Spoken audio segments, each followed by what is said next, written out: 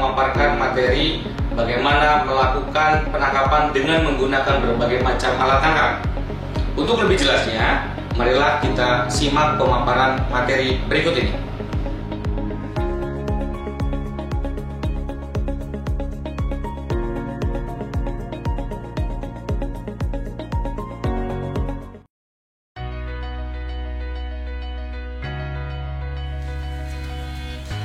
Tahukah bahwa ikan-ikan yang kita konsumsi di rumah merupakan hasil tangkapan dari kapal-kapal para nelayan dengan berbagai macam alat tangkap?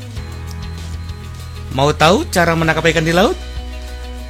Berikut kita akan pelajari mengenai melakukan penangkapan ikan dengan berbagai macam alat tangkap.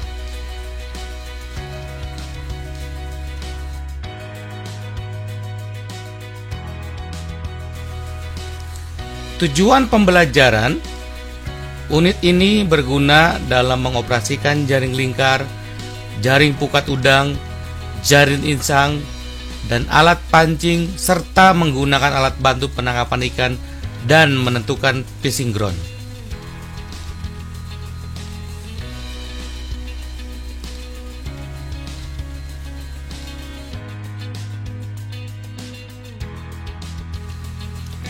Alat tangkap yang pertama adalah jaring lingkar.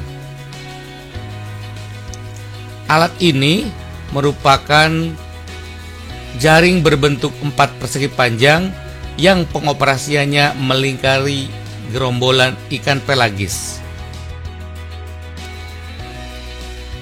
Berikut adalah cara pengoperasian dari jaring lingkar. Jaring lingkar dioperasikan di fishing ground yang memiliki gerombolan ikan. Pertama-tama, kapal harus melingkari gerombolan ikan tersebut. Kemudian, jaring diturunkan dan bagian bawah jaringnya sedikit demi sedikit dikerutkan supaya gerombolan ikan tadi terkurung dalam jaring yang sudah kita turunkan.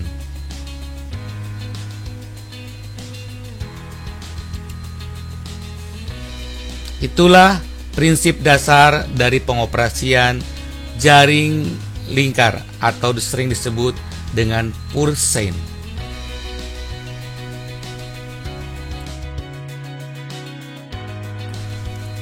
Alat tangkap yang kedua adalah jaring pukat udang. Alat ini merupakan jaring pukat yang pengoperasiannya di dasar perairan dengan cara ditarik untuk menangkap ikan demersal. Berikut adalah cara pengoperasian dari jaring pukat. Pertama-tama, jaring pukat diturunkan ke dasar perairan. Kemudian alat tangkap ditarik secara perlahan dan alat tangkap akan menyapu dasar perairan. Adapun fishing ground dari jaring pukat ini adalah perairan yang berpasir lumpur atau berlumpur pasir. Alat tangkap ini memang dikenal dengan alat tangkap yang tidak ramah lingkungan karena bisa merusak karang-karang yang berada di dasar perairan.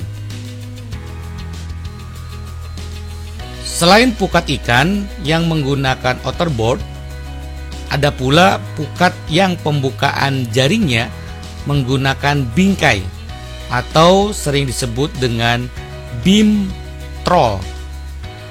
Biasanya alat tangkap ini digunakan untuk menangkap kerang-kerangan yang berada di dasar perairan.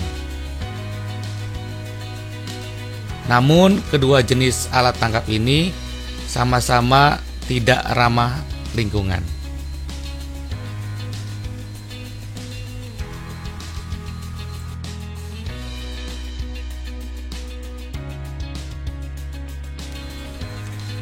Alat tangkap yang ketiga adalah jaring insang atau gillnet. Alat tangkap ini berbentuk 4 persegi panjang yang bersifat pasif, di mana ikan-ikan yang tertangkap menyangkut pada bagian insangnya. Berikut adalah cara pengoperasian dari jaring insang. Pertama-tama, kita turunkan pelampung tanda, kemudian arah jaring kita posisikan untuk menghadang arah renang gerombolan ikan.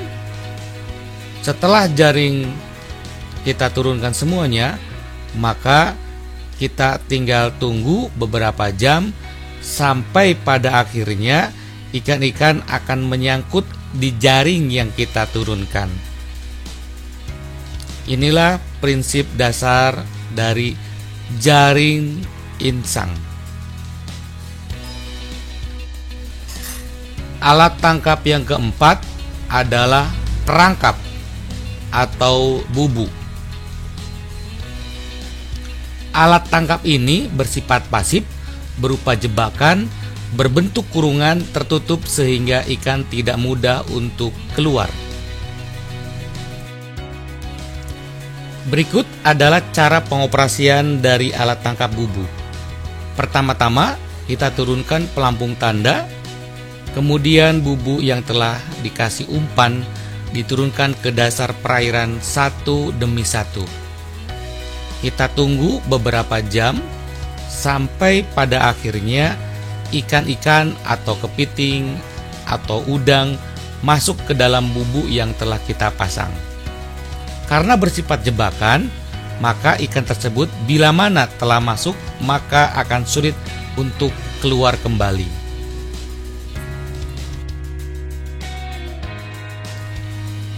Alat tangkap yang kelima adalah pancing rawai.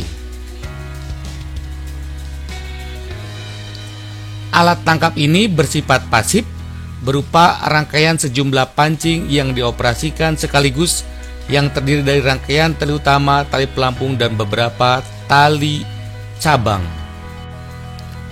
Berikut adalah cara pengoperasian dari alat tangkap pancing rawai. Pertama-tama, kita turunkan pelampung tanda dan beberapa tali pancing yang telah dikasih umpan sekaligus. Kemudian, kita tunggu beberapa jam sampai akhirnya umpan dimakan oleh ikan-ikan. Kita lihat ikan-ikan telah memakan pancing yang telah kita kasih umpan. Kemudian kita laksanakan proses penarikan. Adapun komponen alat tangkap ini terdiri dari tali utama serta beberapa tali cabang yang memiliki mata pancing. Berikut mata pancing yang digunakan pada alat tangkap pancing rawai. Inilah komponen alat tangkap pancing rawai, di mana dalam satu tali utama terdiri dari beberapa tali cabang.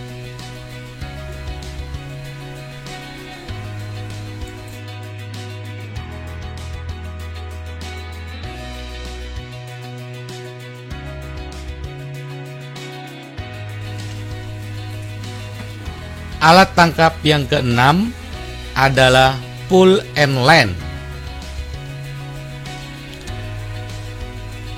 Alat tangkap ini biasa disebut dengan HUHT, memiliki konstruksi terdiri dari joran, tali utama, tali sekunder, kail, umpan buatan dengan target utamanya adalah ikan cakalang.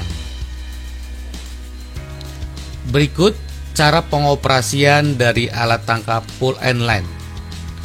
Bila mana ikan-ikan cakalang telah bergerombol di sekitar kapal kita, maka kapal akan menyemprotkan air untuk mengelabui ikan. Kemudian umpan ikan mulai dilemparkan ke sekitar gelombolan ikan supaya ikan dapat lebih mendekat kepada kapal.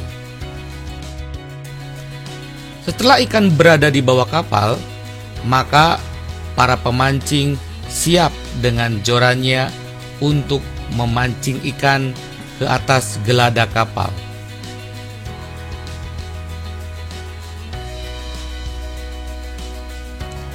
Ikan pun satu persatu berterbangan dari permukaan air menuju ke geladak kapal. Dan petugas boy-boy atau yang melemparkan umpan senantiasa menjaga gerombolan ikan supaya tetap berada di sekitar kapal.